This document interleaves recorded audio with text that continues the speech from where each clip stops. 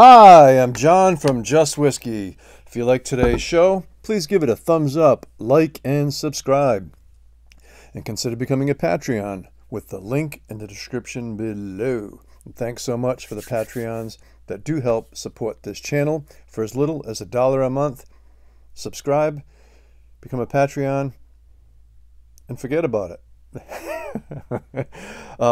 Also want to give a quick shout out to another fairly new whiskey tuber called Whisky on the West Coast.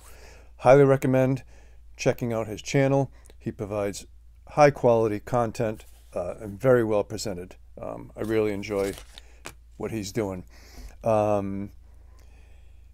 Before we get into this, I found this interesting, right? A little story here, a little sidebar.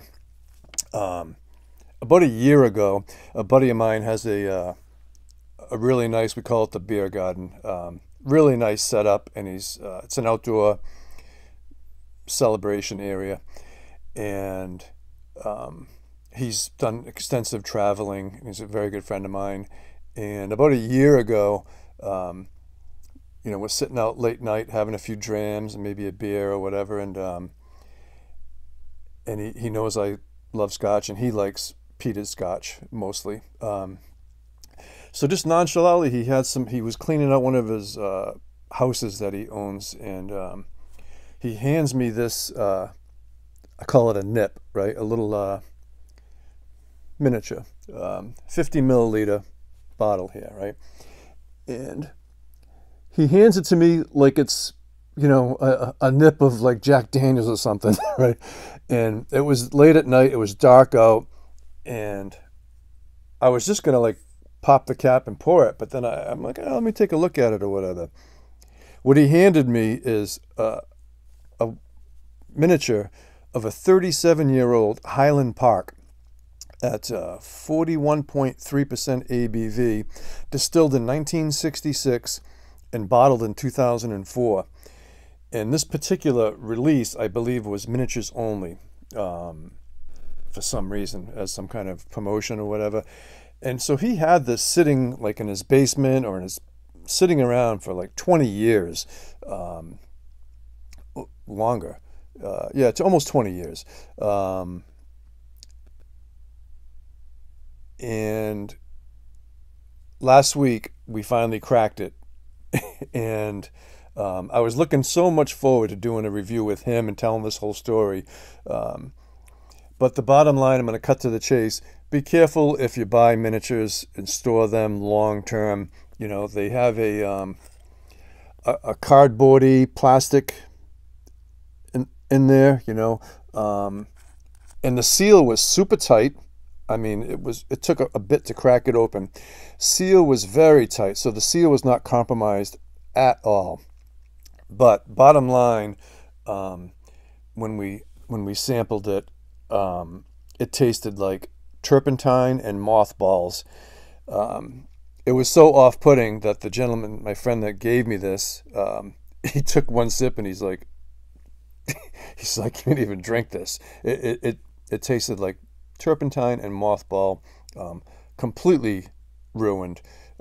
And if you go on Whiskey Base, which I did and did some information on this, the value on this is like €100 or 120 euros for this one little sample. So be careful with miniatures stored long term with that inside plastic cardboardy thing. It tainted this bottle. So I just wanted to pass that on. I thought it was interesting. Okay, so today we're going to be reviewing Glen Garioch. It's a Highland single malt, 12 years old. Comes in at 48% ABV, non-chill filtered. There's no mention of coloring on here. However, in my opinion, I believe that it's probably not colored. If there is, it is minimal, and this is why I deduced that. This Glen Garioch is matured in ex-bourbon and ex-sherry. I don't know the percentage, okay? But it's 12 years old, and here is the color, okay? Now, I recently bought which I'm going to be reviewing at some point, the Speyburn 15-year-old, okay, which is also matured in ex-bourbon and ex-sherry. They don't tell the percentage. The 15-year-old is noticeably darker, okay, but it kind of it to me it's in the same family, okay, of coloring, in that, in my opinion, if this 12-year-old Glen Garioch was matured for another 3 years, I think the color would be close to that Speyburn 15-year-old, which is naturally presented. So that's my take on it.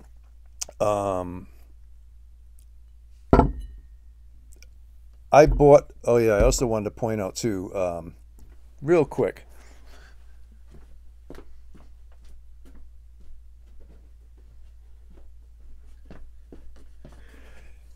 Shame on me for not having the packaging out, okay, because here's the packaging, okay.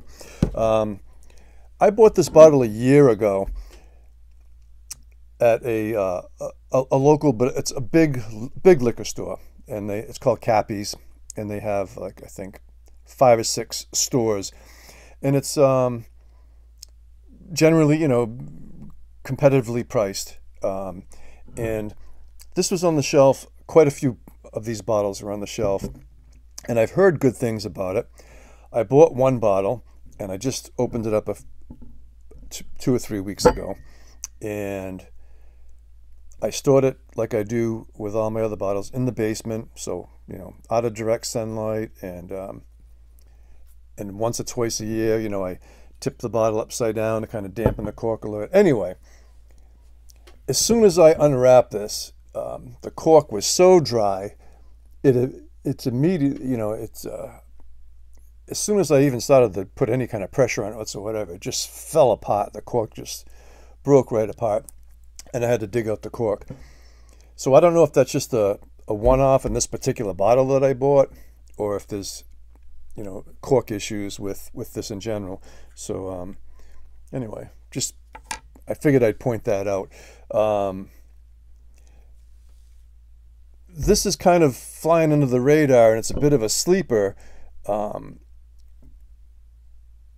I thought sure this was going to sit in the shelves because it's just so nondescript, and you don't really see much or hear much marketing about it, except a lot of whiskey tubers are starting to really recognize this for how great it is, and it is great.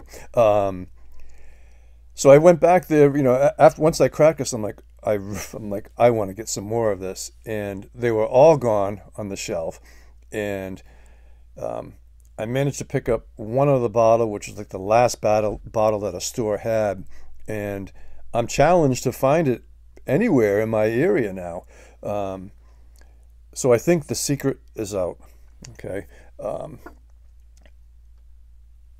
Glen Garioch is how it's pronounced, but if you looked at the word and enunciated it, it looks like Glen Garioch, Garioch.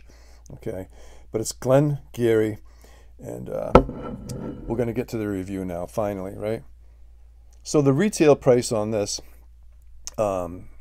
started out around $55, but now I shouldn't say now, $55 was a while ago.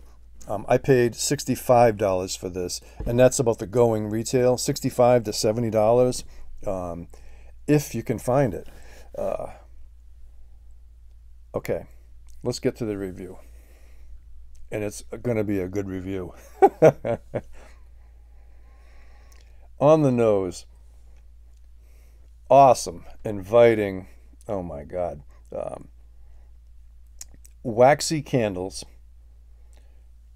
fruit, ripe fruit, candied fruit, starburst, Twizzlers, vanilla, of course,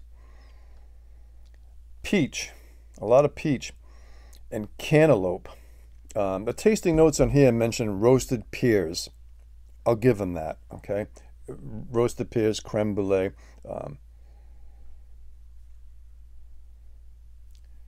Very nice nose. 48% ABV.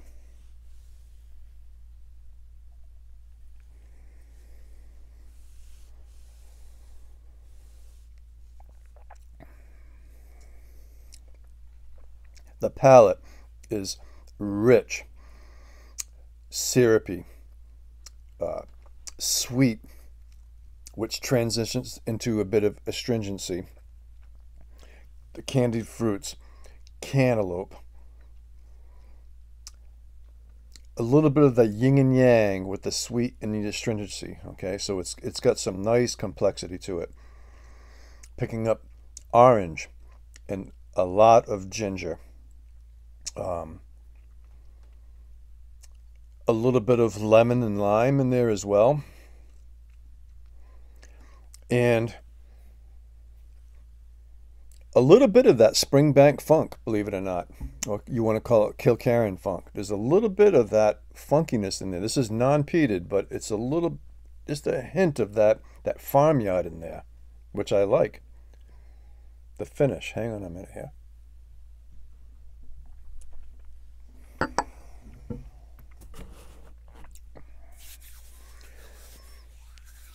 The finish is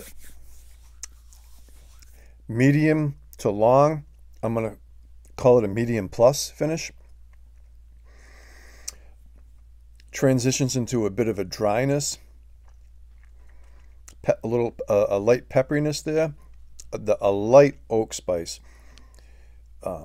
Everything in here really complements each other, so it's not overly spicy, it's not overly oaky, it's not overly woody, it's not overly fruity. It's complex and very well integrated, and in my opinion, particularly the Kilkerran 12 or a Kilkerran 16, there's elements in this that I find in Kilkerran 12 and Kilkerran 16, and a little bit with the Springbank 10 as well.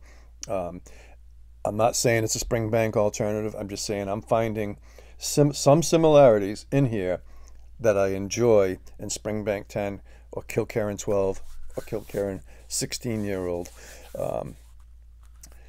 Really enjoy this. In my opinion, if you can find this, if you kind of like what I'm describing here or whatever, pick up a backup bottle, because these things are disappearing off the shelves. I think the secret is out, and I probably shouldn't even be doing this review because I want to be able to find more for myself. But I'm really, really enjoying this. A score for me, I was debating between an 89 and a 90, but I have to give it a 90. It's a solid. It is solid, and if you're enjoying what I kind of said there, I highly recommend going out and buying it. Yeah, good stuff. That's my show. If you liked it, give it a thumbs up, like, and subscribe, and consider becoming a Patreon for as little as $1 a month, and then you just forget about it, right? What's $1 a month?